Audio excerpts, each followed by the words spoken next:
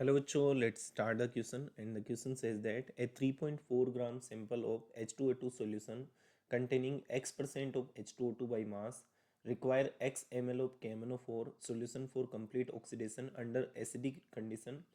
The molarity of KMnO4 solution is. तो देखो बेटा, सबसे पहले हमें दे रखा है एक सैंपल दे रखा है H2O2 सॉल्यूशन का और उसमें X% H2O2 है। मतलब कि यदि अपन बात करें मास ऑफ H2O2 की, तो वो कितना आ जाएगा 3.4 ग्राम जो अपने पास सैंपल है उसका एक्स परसेंटेज। तो एक्स परसेंटेज अपने पास एक्स डिवाइडेड बाई क्या आ जाएगा 100 आ जाएगा। ठीक है, अब यहाँ देखो आगे दे रखा है कि by mass require X M L of KMnO4। KMnO4 का अपने को एक्स एम एल चाहिए कंप्लीट ऑक्सीडेशन के लिए और एसिडिक कंडीशन में। ठीक है, तो हम बात करें इक्विलेंट मास ऑफ H2O2 की बात की जाए, इक्विलेंट मास ऑफ H2O2 है ना।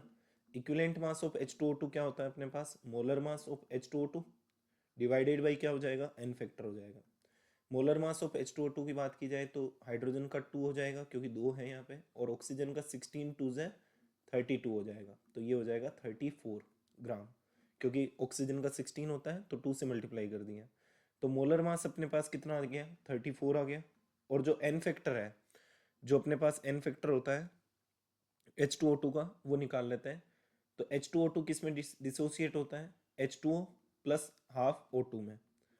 यहाँ देखो H2O2 का यहाँ कितना था अपने पास, ऑक्सीजन का जो ऑक्सीडेशन नंबर है वो -1 रहेगा। H2O2 में -1 रहता है ना।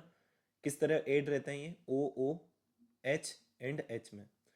उससे ऑक्सीजन प्योर फॉर्म में आ रही है तो किस में आ गई, जीरो में आ गई। तो -1 से जीरो में आ रहा है, इसका मतलब चेंज कितने का हो रहा है 1 का। एटम कितने 2 है तो 2 से मल्टीप्लाई कर देंगे, यहाँ आ जाएगा 2। एन फैक्टर 2 आ चुका है, यानी कि इक्विवेलेंट मास ऑफ H2O2 17 आ चुका है। ठीक है, अब देखो इक्विवेलेंट कॉन्सेप्ट यूज करते हैं। जो अपने पास इक्विवेलेंट ऑफ H2O2 होगा वो किसके बराबर होगा, इक्विवेलेंट ऑफ KMnO4 के। क्योंकि कंप्लीटली ऑक्सीडेशन हो रहा है, और कंप्लीट ऑक्सीडेशन हो रहा है तो अपन ये कॉन्सेप्ट यूज कर सकते हैं। इक्विवेलेंट ऑफ H2O2 क्या होगा, इक्विवेलेंट ऑफ H2O2 जो होगा वो अपने पास क्या आ जाएगा, वो अपने पास आ जाएगा इक्विवेलेंट मास अपॉन, जो इक्विवेलेंट निकालने का फॉर्मूला होगा वो equivalent mass upon N factor. ठीक है, और इसका भी वही चीज़ है अपने पास, equivalent mass upon N factor है ना।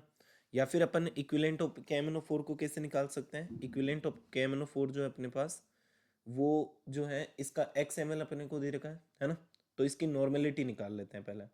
तो नॉर्मेलिटी अपने पास क्या हो जाएगी नॉर्मेलिटी जो होगी वो इक्वल होगी molarity multiply by N factor के, है ना।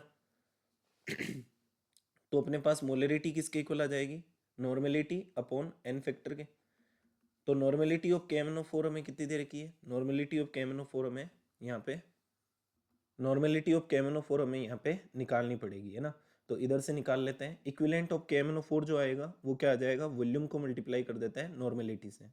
वॉल्यूम इसका XML दे रखा है, तो ml को लीटर में चेंज करेंगे तो 1000 का डिवाइड दे देते हैं, और इसका जो अपने पास नॉर्मेलिटी है वो अपन n मान लेते हैं। ठीक है, अब इक्विवेलेंट मास जो है वो हमने यहाँ पे निकाला है H2O2 का। इक्विवेलेंट मास कितना आया था अपने पास, यहाँ पे आया है जो है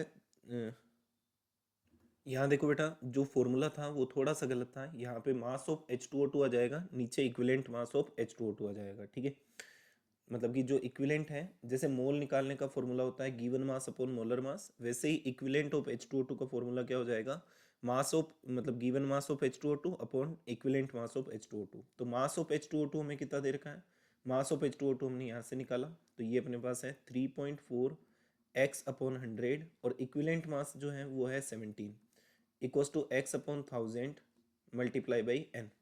तो यहाँ से जो अपने पास x है वो तो x से कट हो जाएगा। ठीक है, n की वैल्यू जो है वो आ जाएगी 2, और n की वैल्यू यहाँ पे रख देते हैं। n फैक्टर जो है अपने पास यहाँ पे वो कितना आएगा, n फैक्टर निकाल लेते हैं। जो अपने पास MnO4 माइनस है, KMnO4 है ना, वो एसिडिक मीडियम में, देखो यहाँ पे एसिडिक कंडीशन दे रखी है, एसिडिक मीडियम में ये Mn+2 में चेंज होगा।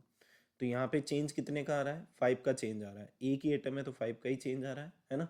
एन फैक्टर हो जाएगा 5, तो 2/5 होगा 0.4 मोल। तो अपने पास ऑप्शन सी क्या हो जाएगा, करेक्ट हो जाएगा. Option C will be the correct answer of this question. I hope all of you understand this question very well. Thank you and best of luck for your next exam.